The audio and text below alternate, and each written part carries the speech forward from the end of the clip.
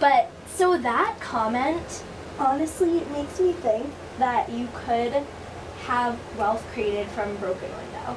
Because, okay, theoretically, it's possible, because what if, I mean, I know you hate what ifs, it's so obnoxious, but I just have No, I to love them. That's all I do. Okay, so... It's my life. I don't know, love and hate them. So, like, you know, you say that these companies make all these slow changes because they have these technologies that they already use. And so, what if something disastrous happened, like a fire, and then they had to get all these like green, technologically advanced machines and stuff? What would I say to that? Yeah, and I mean, I guess... Is this to help you with an interview question? No, or just so you learn? Well, I want to know the difference. I'd answer differently. No, I just thought of this on the spot. Yeah, so one problem is that, you know, we're presuming those new green technologies are actually green. So I vehemently suggest that's not true.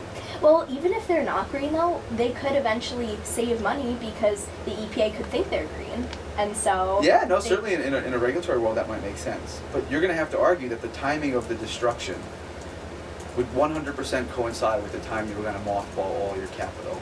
And if you look at how much capital is in stock at lots of these companies, it doesn't have a remaining life of 2 or 4 or 8 years. Mm-hmm. We're talking like dozens of years of productive life out of these things. So the incremental advantage to the green technology has to be enormous for the window to be make sense to be broken. It just has to be. So take an example of the oil industry. We estimate right now that almost $3 trillion of useful capital is tied up in the oil industry. So you might say it makes sense. Maybe the next technology is perfectly green and costless. It's totally costless to have windmills, which isn't true, right? You're going to have to mothball $3 trillion of valuable resources instantly. And so is it $3 trillion better to have the windmill?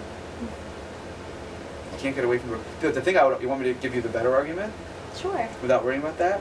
Is that even doing that is going to alter the distribution of prices. And so like I would look outside the energy sector if I'm worrying about broken windows. So suppose you even say it makes sense, this power plant's going to be totally retrofitted the right way, but now they're employing all these other resources that otherwise wouldn't have been bid for. So now people who own homes are going to face a higher cost of using wood otherwise they wouldn't have. And people who are building bicycles and cars all see the relative prices of those things change for political reasons. And that's the real tragedy of it all. And this last crisis is a perfect example of that sort of misallocation of resources. And so even when Krugman argues you get a regulatory free lunch from having broken windows, he totally dismisses that relative prices matter. That's the problem with this, what we call vulgar Keynesianism. It can be right, like you can literally see aggregate impacts, improvements, but you still score relative prices. So 10 years from now, the crisis is going to be worse. And I'm not like a crude Austrian either. So, okay, totally unrelated to this combo, except for the broken window thing. This is something we talk about all the time.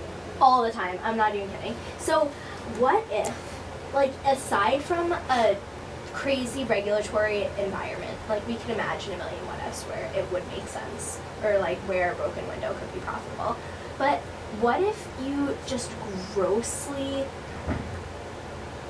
miscalculate how much something is worth it to you, and what if it is on a relatively small scale, so relative prices won't change? Yeah. So large-scale experimentation is great. Like it's sort of, you know, 1,000 flowers blooming. The problem is when we have the feds sort of conducting green policy, it's the same across all 50 states. Do you really see that kind of experimentation? Small scale? No. We're going solar. Yeah. And what if we're wrong? That's true. So we don't see it. Yeah. Right? Which is why you might want to support. Like there's a real public policy justification for funding basic research. And if you don't want to do it that way, there's a public policy justification for intervening in the patent pool. You guys read the Kramer paper. But there's ways to get the thing you're talking about, right, without green industrial policy. Yeah. And I just remind you, like, these are interesting questions, but if you look at the history, not a single event has ever worked. I'm not saying like not many have worked. There's not been a single green industrial policy that's been successful in 70 years. Like, okay, like how much evidence do I have to bring forward? We'll get it right this time. You know, I'm not willing to do that. And by the way, the costs are higher now.